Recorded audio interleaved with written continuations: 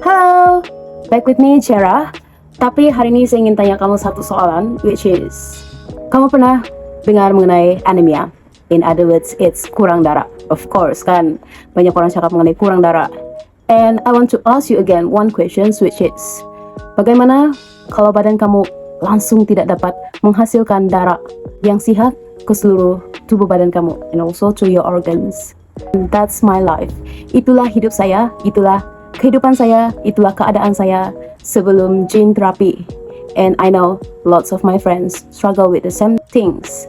So, what it's called? It's called as Cooley anemia. In other words, it's beta thalassemia major. So, it is a good thing to share about this thing using fact, yaitu fakta about Cooley anemia. So, we have extra knowledge, we have extra awareness about what people living with Cooley anemia struggles. So let's go into it.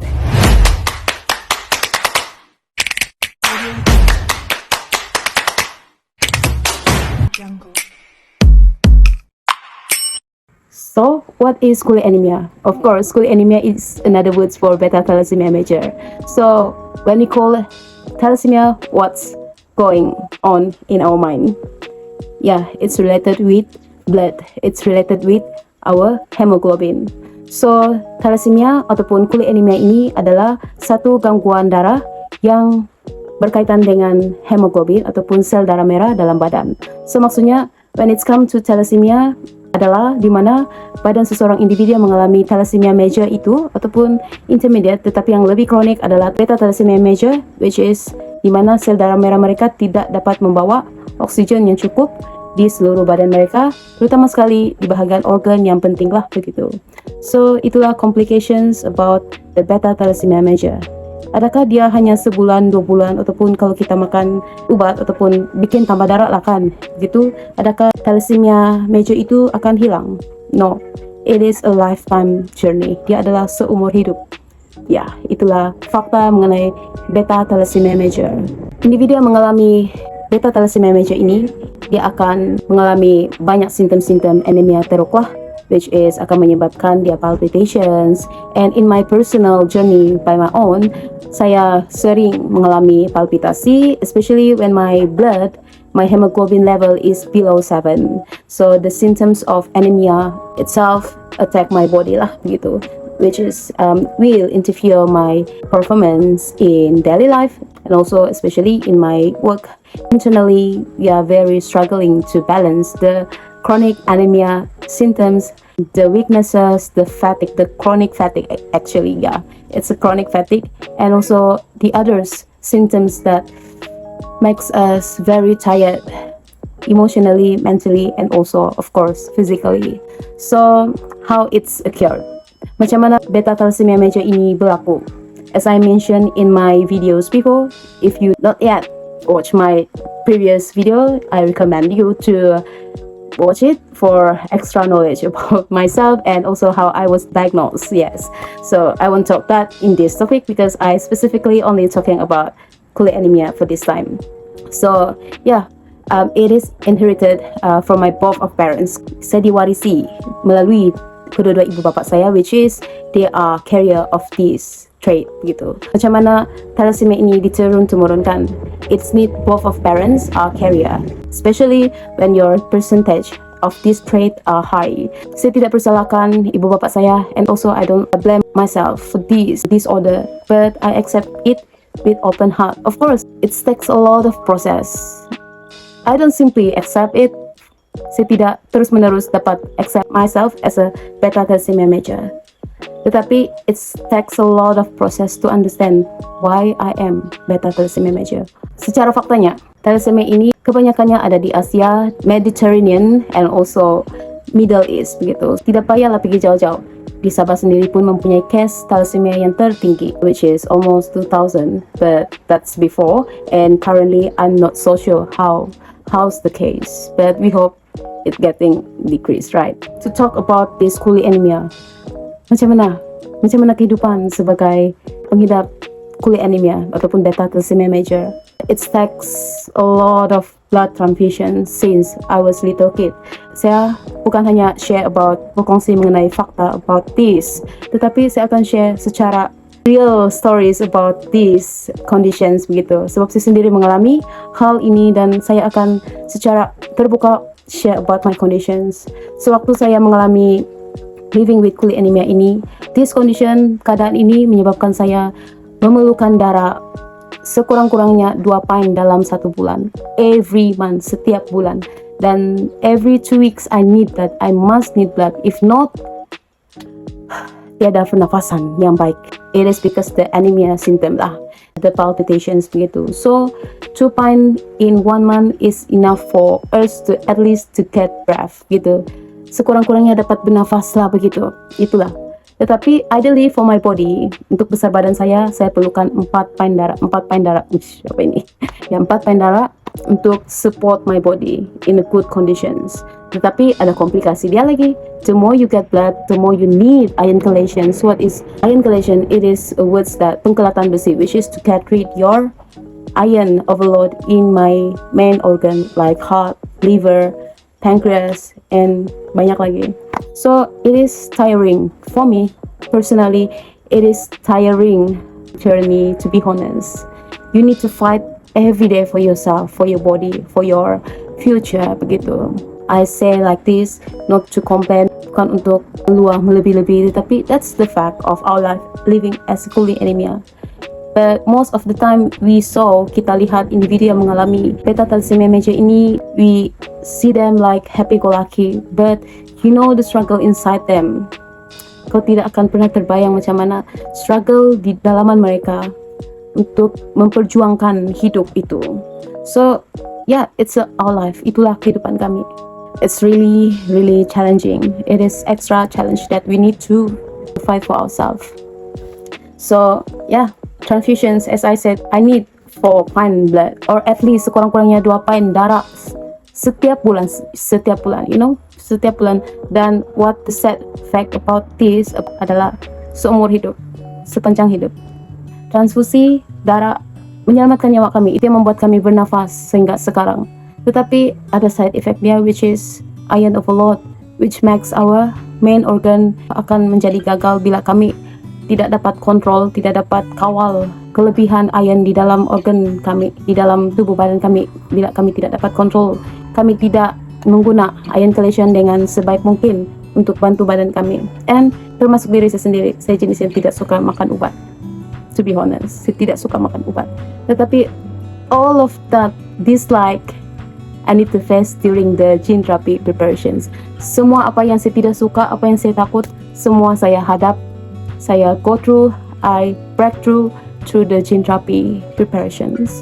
And I say this bukan untuk membanggakan, tetapi it is a blueprint. Like, saya jenis yang tidak suka makan obat, tapi I discover you don't need to like the medication gitu. Kau tidak perlu suka makan obat untuk to get the good help gitu, to get the good conditions begitu. Kau tidak perlu suka pakai Desferal, kau tidak perlu suka anything that related with these conditions untuk teruskan perjuangan begitu. The only that you need is consistency, the belief that it will help you, and also the belief that this is what you need, the belief that it is what you need to help your body. Only thing that you need for yourself, at least for your body. I know it is satu perjuangan. I know it's not easy, sebab I've been through that. Lebih mencabar, lebih extra challenge. Lagi, wow, what we call is kau-kau. Tapi, I want to say this to you that it is worth, but it is tiring and it is lifetime. I know it's tiring and I know it's a lifetime and it's very, very heavy, right? Tapi, God is, Tuhan itu baik. For me lah personally, I don't know about you. Tapi, Tuhan itu adil. Tuhan itu adil dalam segala perkara.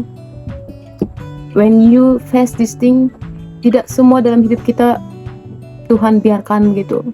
Dan saya tahu bukan semua individu yang mengalami ini conditions ada persekitaran yang menyokong ataupun ada persekitaran yang bernasib begitu. Dan saya paham banyak individu yang mengalami ini condition ada extra challenge in their life gitu. Tapi at the end, what's make you adalah diri kau sendiri, kau yang menjalani kehidupan kau dan you make decisions for yourself begitu. And try to say it to people who care begitu, to people who concern.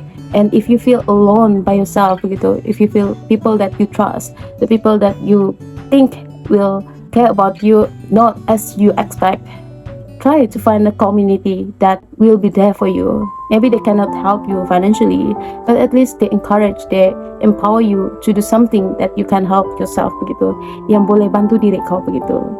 And I know it's not easy, betul sangat tidak easy to live in these conditions, and it's really tiring. So why I'm sharing this? So the only hope why I'm sharing about living with colic anemia is just to give hope to my friends and also to my generations that you are not alone, because I've been there. Saya pernah ada di tempat kamu, and I'm in another place for now for a reason begitu, to voice out what we are living begitu, and I'm here for a reason. And not only for that, what I really care also the awareness about these conditions, and we don't want our next generation suffering for these conditions. Not only the person who's walking in the shoes, but also all the society is suffering because of these conditions. This also a space for someone who have this kind of conditions, where we give hope, we give strength, we give encouragement, we give empowerment to each other to walk the journey. I've been there, and I use my own journey to give you hope, to give you strength. And I have this one thought before, because we saw, kita nampak the Western thalassemia, orang-orang thalassemia di Western, they are so very successful. Mereka sangat-sangat percaya. Why? What we lack? Kenapa tidak dengan kita? Apa yang kita kurang gitu? Apa yang mereka ada yang kita tidak miliki? That's the thing that I want to learn, and I learned it in my life, and I want to share it to all my generations, to all people, not only with these conditions, to all people who have struggled almost same kind of struggles begitu. That's the only thing why I'm started this channel begitu. It is actually, it's almost like 10 years ago, the urge to share about this thing. Tetapi yes, universe know I'm ready for it or not. But for now, I'm living, I'm walking on the journey and go through and break through all the things that what make me fears before this, and now I'm ready to share it openly, publicly. And yeah, it is part of documentations.